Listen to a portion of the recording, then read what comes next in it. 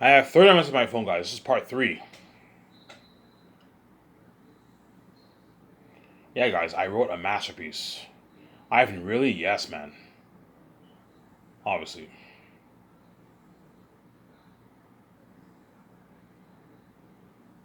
Remember this, Aratat does not mark the lands until Tacitus' generation. The moment Tacitus is born, Aratat decides to mark the land, mark the south. Ivan, what's land marking? You'll see what I mean when you read the book. Aratat decides to mark the lands the moment Tacitus is born. His generation, because Tacitus' generation is a lucky generation. Hence why what? Hence why he decides to mark the lands in the 10th generation. The 10th generation, when Tacitus is born, that's when Aratat decides to mark the lands, to mark the south. I don't want to spoil the story. You'll see what I mean when you read the book.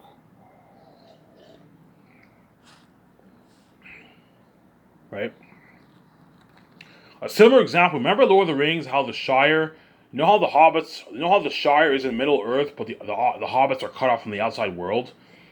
And even though there's other dangerous lands out there, the lands, all these creatures like the Ring Race, all of them didn't never journeyed to the Shire for thousands of years or whatever it is, right? For hundreds of years. Well, think of a similar example of that for Zanus. It's not until Tacitus' the second generation that's when the wolves of Rak, obviously, Eratan and the wolves of Rak, they what? The wolves of Rak, right? They what? They decide to mark all the lands in the south, obviously. That's really kind of mess that I wrote, man. Yeah, man. They decide to mark the lands in the south, obviously. Yeah. And that's all I'm gonna say. I don't want to spoil the story for you. You have beings watching Tacitus since he was a kid to adulthood, and beings watching Aratat and all of them. That's why I look at a mess that I wrote, man. Yeah, man. Look at something crazy. Beings watching all these people. Yeah, man. Something crazy. Yeah, man. That's why Peter Jackson and Mel Gibson are gonna have a blast doing the concert arts with me and my wife and two script lovers. He's gonna have a blast co-writing that script with me, Peter. He's gonna have a blast co-writing that script with me, Peter Jackson. Will have a blast. Mel Gibson will have a blast co-writing that script with me. Yeah,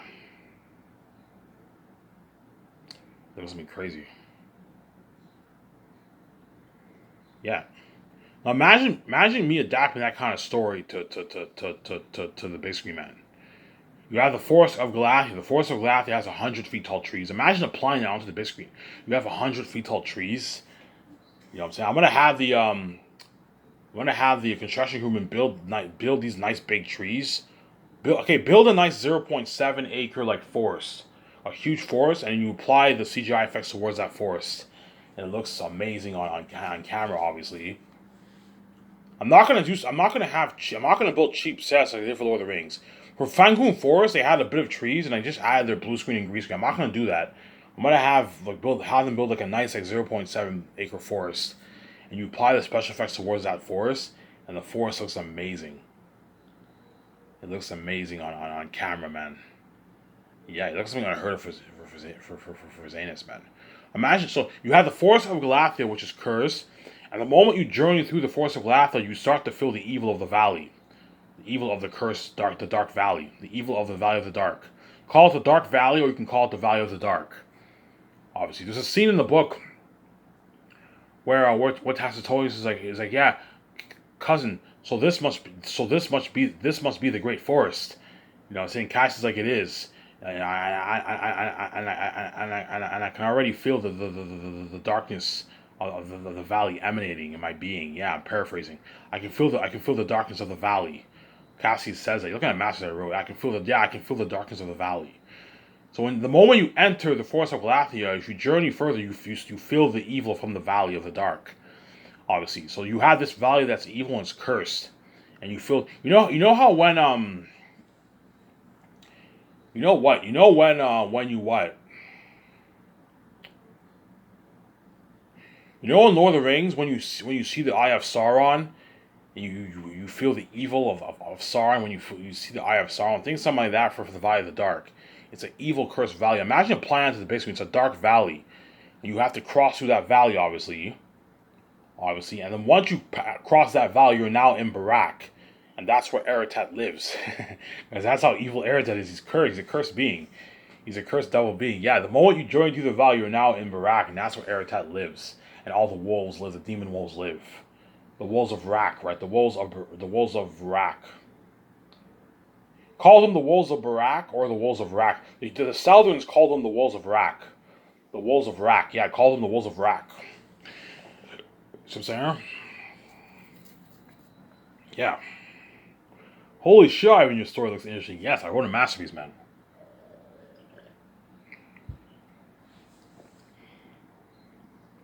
Eretat lives in his royal big pavilion. Remember Narnia? Think something like that for Barak. He lives in this big royal tent pavilion. He has a silver chair, and that's where he sat. That's his like throne room. He has a big like silver chair, and he sits on a silver chair. You'll see what I mean when Tacitonians and Cassius. I don't want to spoil the story for you. Eretat has a silver chair. I got the idea of a silver chair off Narnia. Okay, let me throw in some Narnia ideas. He has like a silver chair. He's a king of Barak and the king of the south. He's a king of Barak. He's a king of the south, obviously. And he has his Eretat also has the spies who keep watch around the valley, the forest of Galathia. He has spies, obviously, in the south who spy. I got that idea off the spies in the south from Lord of the Rings. Remember Fellowship of the Ring? Spies from Dublin, and they like hide, and they hide. Yeah, I got that idea off the spies of Eretat from Lord of the Rings. I got some ideas off Lord of the Rings for my book, obviously. Holy shit, Ivan, you wrote a masterpiece. Yes. Obviously. The Zane arts was passed down for generations. The Zane arts was passed down for generations for years. The Zane arts was passed down for generations for years. Obviously, from the first king, from Assidius the First all the way down to Tactius' generation, the Zane arts has been passed down for generations. So Tactius, Tacitonius, Cassius, and Meramis, they're all trained in the Zanian arts, as well as the Zanian army, they're all trained in the Zanian arts. Think something like Star Wars. You know, you have the younglings. Well, think something like that for the Zanian arts. Tactius trains as a kid in the Zanian arts. It's called the Zanian arts. He trains as a kid in the Zanian arts. You see what I'm saying? He trains as a kid in the Zanian arts. Tactius. Whereas Papyri, Eli, Cornelius, Job, Sirius, and all them, they are not trained in Zanian arts. They're pretty good fighters, but they're not trained in Zanian arts. So you're gonna see the Saladins when they fight, they struggle a little bit with the bats and the wolves. But they're pretty good fighters, the Saladins. But they're not as trained fighters. They're not as trained as the Northern. The Northerns are badass fighters, man. You see what I'm saying? They're badass fighters. Remember that. The Northerns are badass fighters. The Southerns are badass fighters too, but they're not as trained as well as the Northerns. That's why I'm gonna have guys like Avon Joje, Idris Elba, Avon Joje, Andy Serkis, obviously. The actor for Eli, Cornelius, and Sirius, I'll have those actors do less advanced training. Yeah, I want you guys to do grueling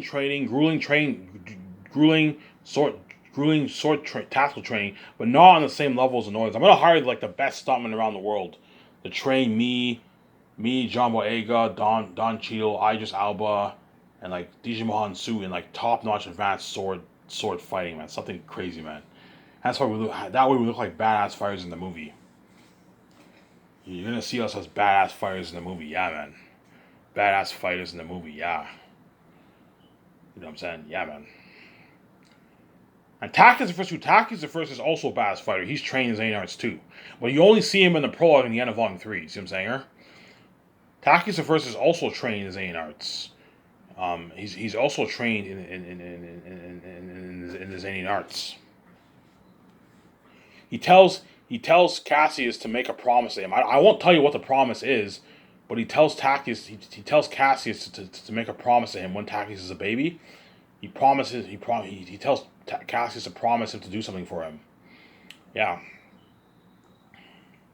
So remember, the Northerns are trained in the Zayn arts. When I mean Northerns, I mean the ones who fight. The Zayn army. The civilians are not trained in Zayn arts. No. Queen Sarah, Lithius, and Baramis are not trained in Zayn arts. They're not fighters, obviously. But like guys like Meramis, he's a captain of the archers. He's trained in Zayn arts. Cassius is trained in Zayn arts. He's a general of the army. And Tacitonius and Tactius are also trained in Zayn arts. And Cassius and Meramis trains them as kids in young Tactius. He trains them in Zayn arts. That's for looking at an amazing story that I wrote. Holy shit, you wrote a masterpiece. Yes, I wrote a masterpiece. I wrote a fucking masterpiece. A fucking masterpiece. And that's why Zayn's will be is a brilliant art story, and that's why it'll have crazy, crazy worldwide buzz. You see what I'm saying? The sun moves faster in the south, but it moves slower in the north because the south is cursed. Everything associated in the south is cursed except for the humans. The humans are the only beings in the south that are not cursed. They live in the cursed south, but they're not cursed.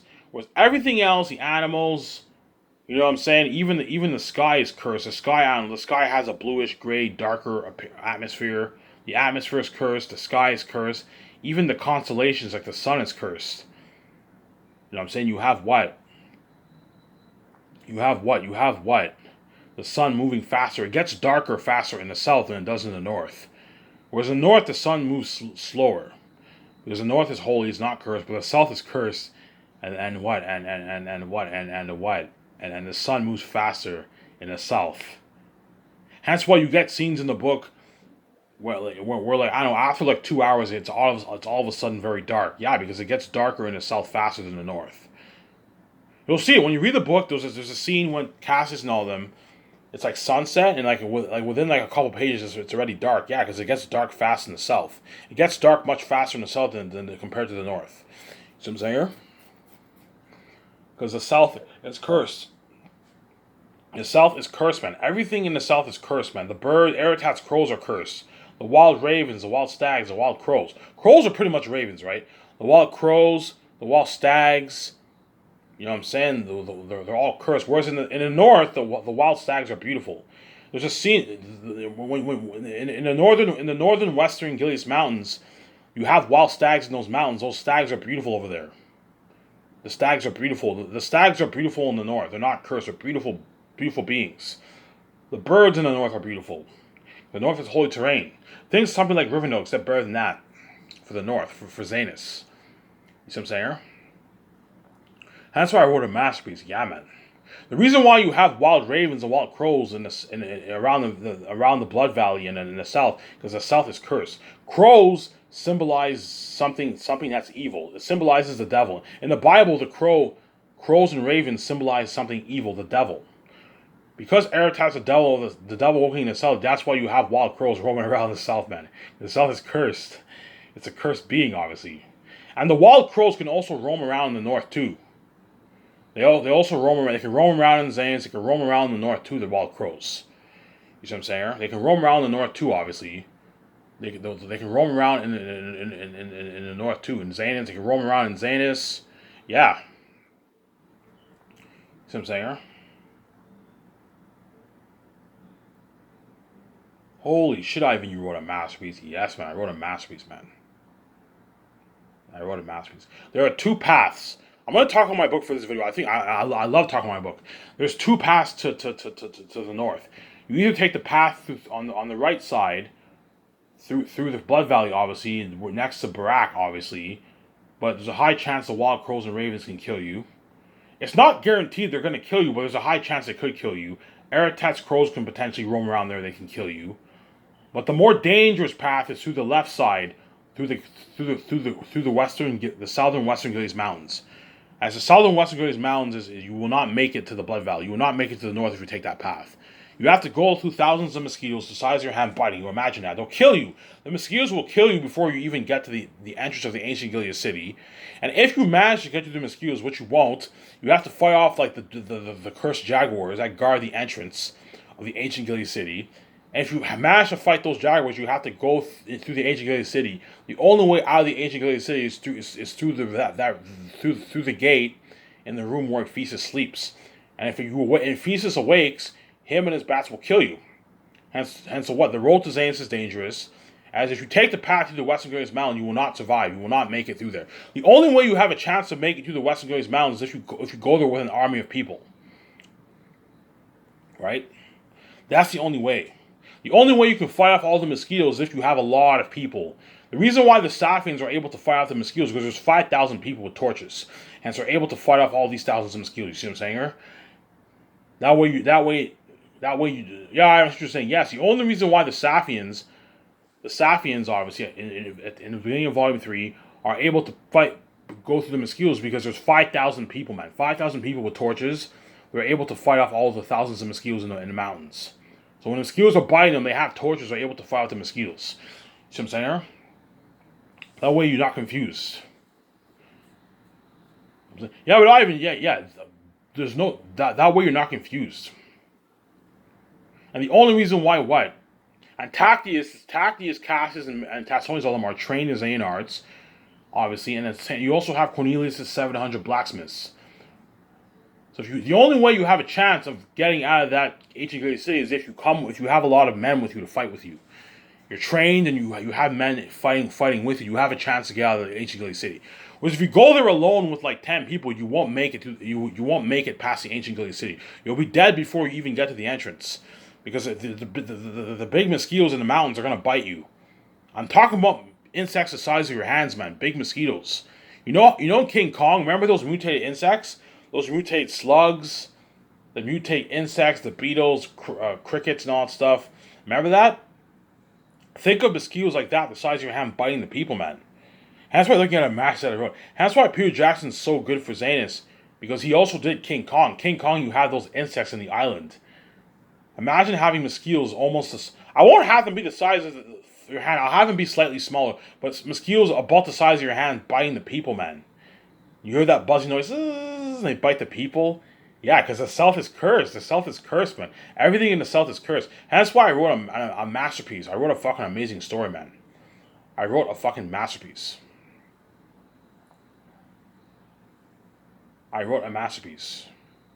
In Zanus, it is forbidden to leave the walls without a good reason. So the only time you're allowed to leave the walls is for a good reason. So if the Zane army are going to war against the wolves in the Blood Valley or something like that, you know what I'm saying?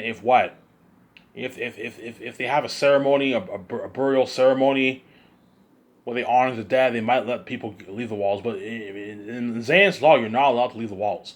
And Tacchus ends up breaking the law. Ivan, how does he end up leaving the walls if it's legal? You'll see what I mean when you read the book. I won't spoil the story for you.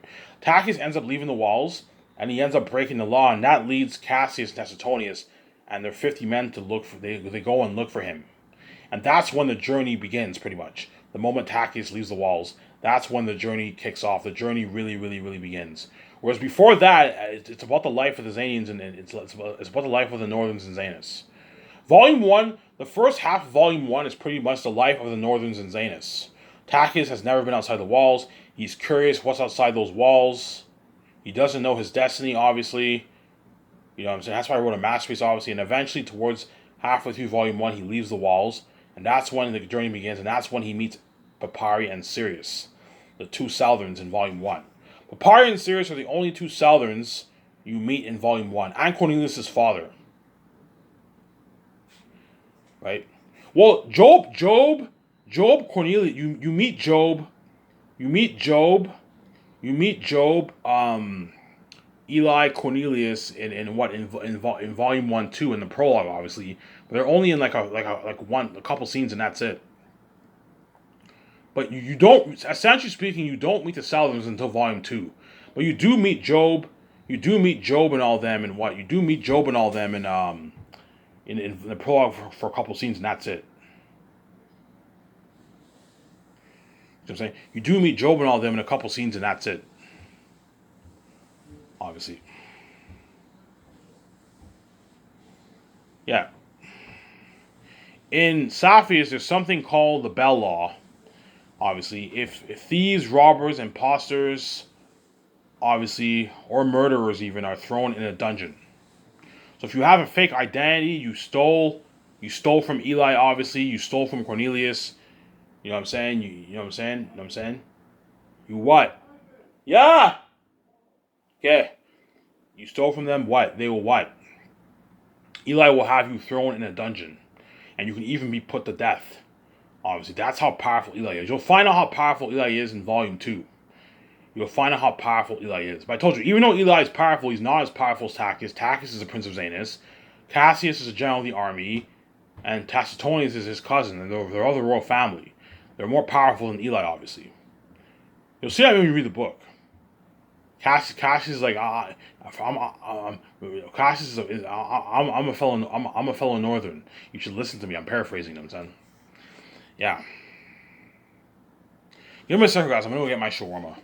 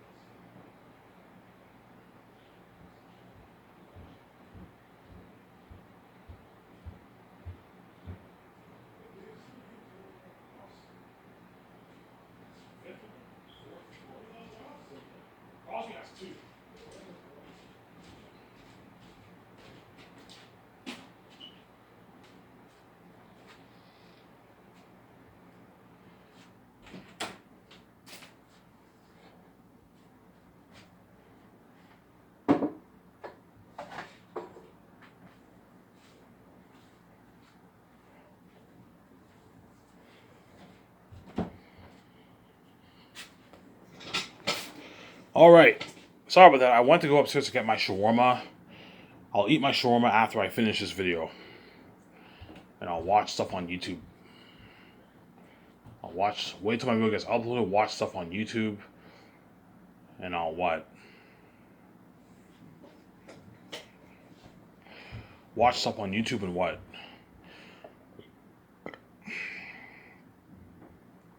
Watch stuff on YouTube and hopefully the video gets uploaded in a good hour. This video will probably get uploaded around 5 around there. 5 o'clock, 5:30. Around there. It's already almost 4 o'clock.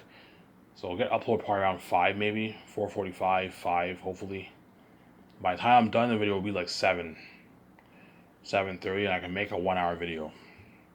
Holy shit, Ivan, your book is a masterpiece. Yes, man, I wrote a masterpiece of a story, man. I wrote a masterpiece. I wrote a masterpiece of a story.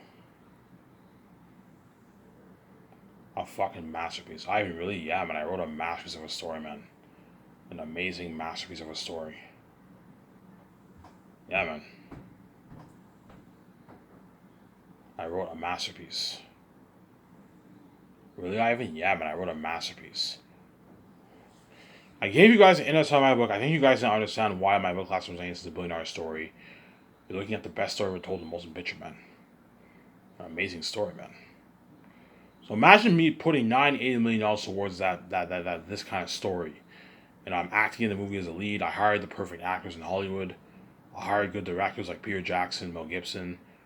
And I'm pouring $400 million towards the world building, special effects, you know what I'm saying, action sequences, and the horror of the wolves. You're looking at something unheard of for Zanus, man. Think of, I don't know, a prehistoric advanced fantasy world. Something like that, right? You have the animal kingdom, you have the northern kingdom, the southern kingdom. The southern kingdom is the animal kingdom. Aratat's the king of the south, the devil wolf king. The northern kingdom is a human kingdom. That's where that's Tachys' territory. Tachys, the moment you enter the north, you're now in Tachys' territory. He is the prince of that. He is the prince of that region. He is the prince of the north. See what I'm saying? They call him the son from the north, the prince from the north. You know what I'm saying? You'll see what I mean when you read the book. Yeah.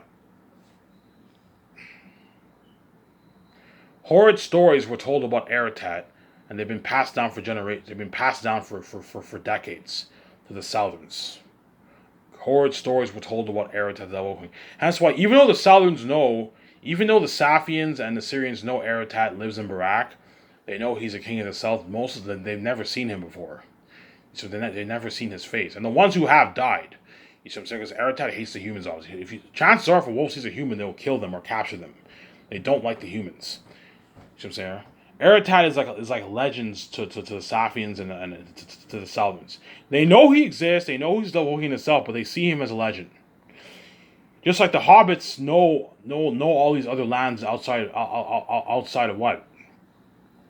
Outside of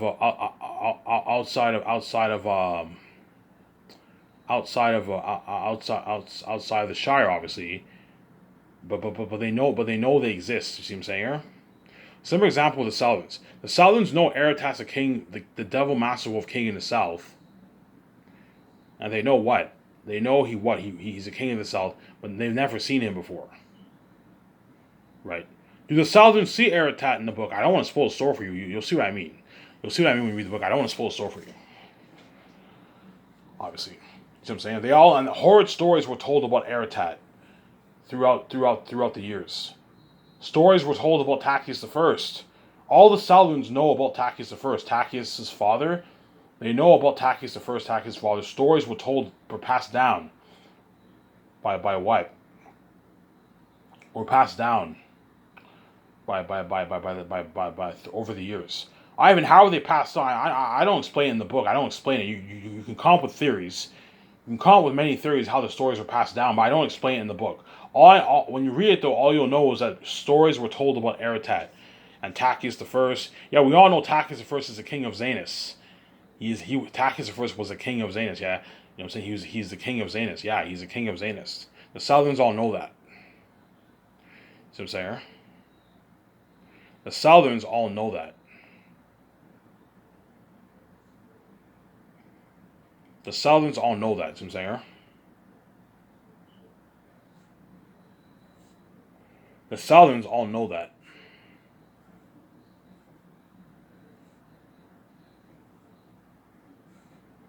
The Southerns all know that. See what I'm saying?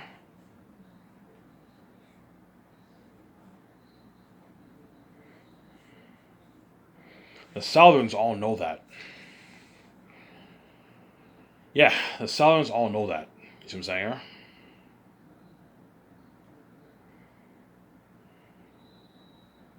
Yeah. There's 3 subplots of romance in Zanus.